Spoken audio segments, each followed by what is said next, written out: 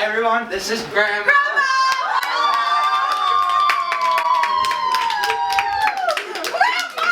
Kevin, we know you're jealous.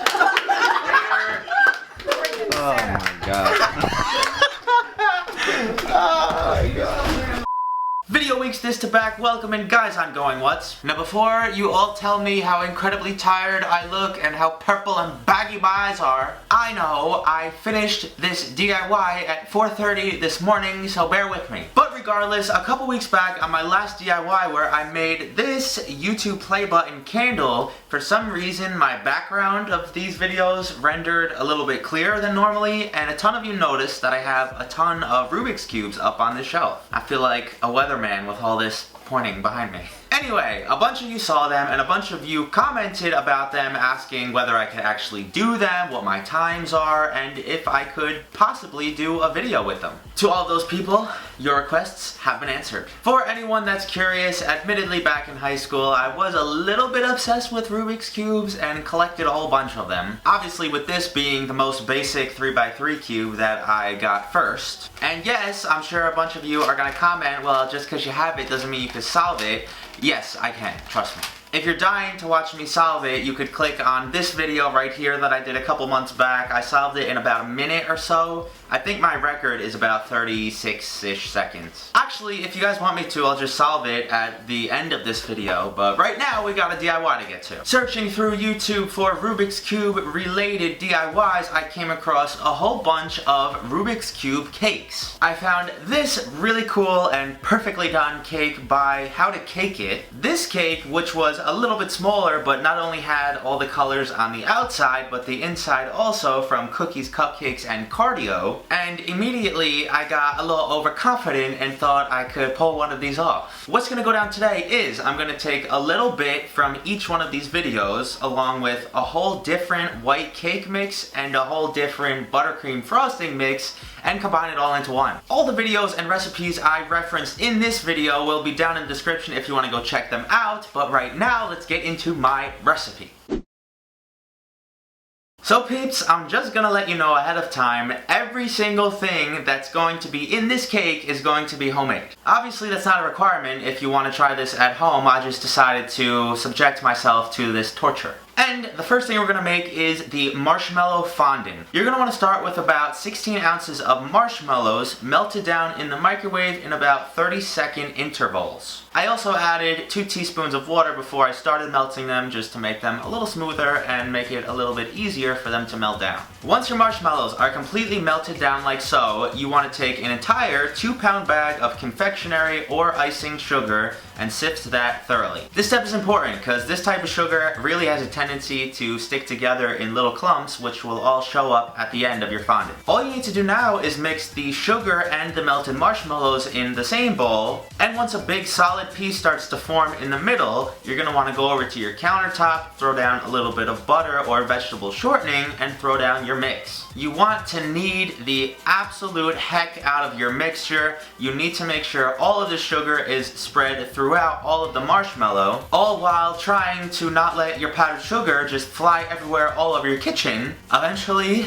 it finally came together. I gave it a little bit of a stretch test and it looked pretty good. So I just rolled it into a nice large ball, gave the top a coating in the shortening, wrapped the entire thing in some plastic wrap, and I let it sit overnight. The next day I unwrapped the fondant and then worked it on my countertop until it became nice and warm and pliable again. For some reason, when you don't touch this for a while, it becomes super hard and difficult to work with. But after about 2 to 3 minutes of kneading, I rolled it out into a big log, subdivided that up into about 6 different sections. The very last thing you have to do for your fondant is to grab either some gel or powder food dye, and I actually used a little piece of the fondant to spoon out some of the gel, put that in the middle of the mass, and then begin to work the color through. Caution! This entire process will dye parts of your countertop and your hand for several hours. Just warning you ahead of time. Part 2 is gonna be the black buttercream frosting. For this, the first thing you're going to want to do is grab a little bit more than 2 sticks of room temperature softened butter, grab your electric mixer, and beat them like...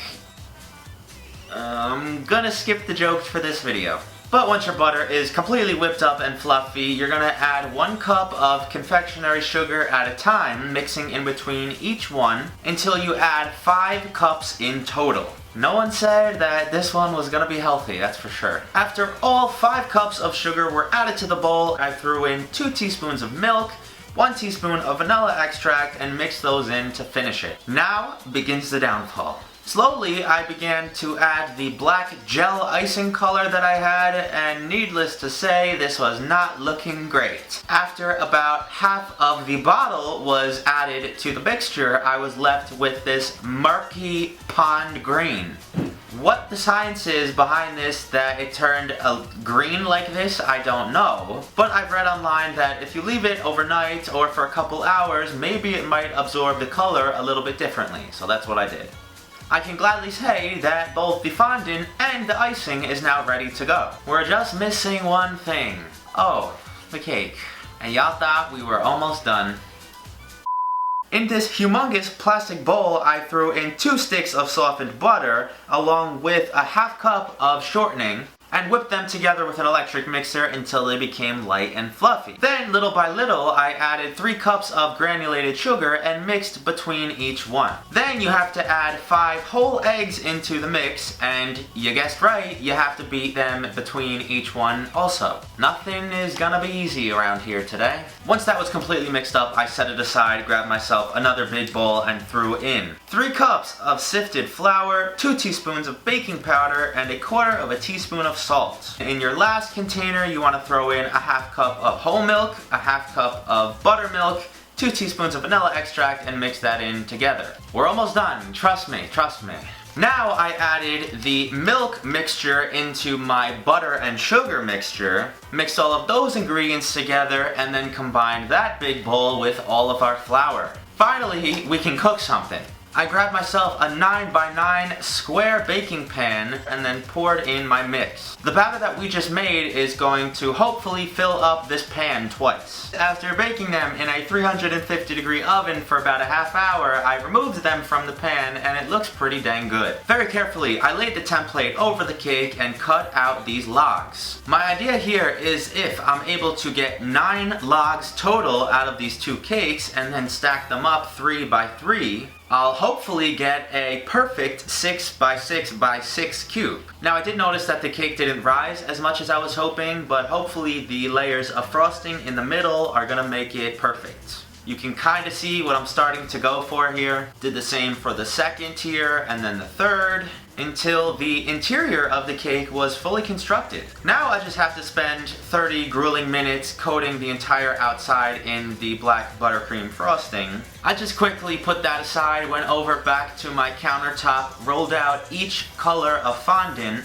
and then used the template that I used for the cakes on the fondant and rolled out 2x2 squares. I figured since there was 5 sides showing of my cube and I had 6 different colors, I was only going to need either 7 or 8 squares of each color. But I did the best I could and came across this problem. Remember how I said the cakes didn't rise as much as I was hoping and that they were going to be a little bit short without the frosting? The frosting didn't do enough. The cube turned out to be perfectly 6x6 on the sides, but it was about an inch too short. All I really did was cut the squares in half, then layered them around the bottom to make it look like the cube was coming up out of the plate. I don't know, guys. It's late, I'm tired, I need to go to bed. I don't know that there's any taste out there that can make this 2-day process worth it, but I guess we gotta try it anyway. And actually, you know what? All of my family is coming over a little bit later. All of my aunts, uncles, and cousins who some of you may have seen in the past. So rather than have me try it, I'm gonna switch it up a little bit and make them try it. Mainly because I'm so sick of this thing and I don't even want to look at it anymore, but I won't tell them that. Can I tell you I've been trying to organize them all for 20 minutes. Mom. She has one. Now, what do we do? We all eat at the same time. You 5 are gonna try it at the same time. Ready? Wait! Very professional operation we have going here. Oh my. 3, 2, 1. Takes the plate up. Plate up. Let us see. Really, Jerry, I picked up the back though. What do you think? Look at Lewis. Why are you all being so camera shy? I think it's really dense, but it's really good. It's really dense. This Tastes like shortbread cake. So we're gonna go down the line and everyone's gonna give it a number, starting with Philip. Go. Number from what to what? 1 to 10. 6. I guess. 6. 8. All that piping in 7. the ground? Alright, not bad. Round 2. Second half of the table. Because one of these, And you start with like, Renee. from what Yes. I've heard, there's been 2 innuendos about it. And one of them was his assistant.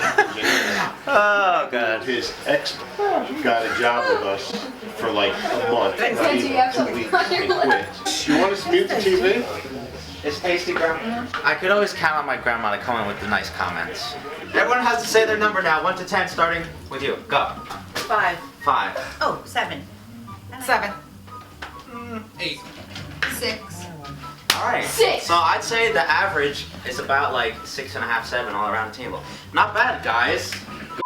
But I hope you guys enjoyed this incredibly long DIY. If you made it to this point in the video, thank you so much. Smash a like on it for me. I don't know exactly how long this video is going to turn out. I'm going to guess maybe 8, 9, 10 plus minutes. But if you made it to this point, you're the real MVP. If you guys have more suggestions for BuzzFeed recipes, for DIYs that you've seen that you want me to try, leave them down in the comments or hit me up on Twitter or Instagram. And I hope you guys have an awesome beginning of your week. I'll see you just in a couple days on Thursday for another BuzzFeed test. Peace.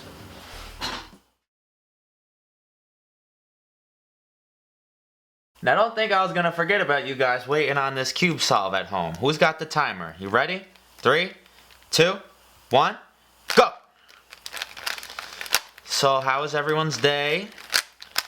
What I like to do while I'm solving cubes is, you know, just talk. Get my mind off things as my fingers cramp up, as if I have a little arthritis, maybe tendinitis, maybe porosis? I don't know, what is that? I'm almost done. Who's got it? I don't know. What time am I at?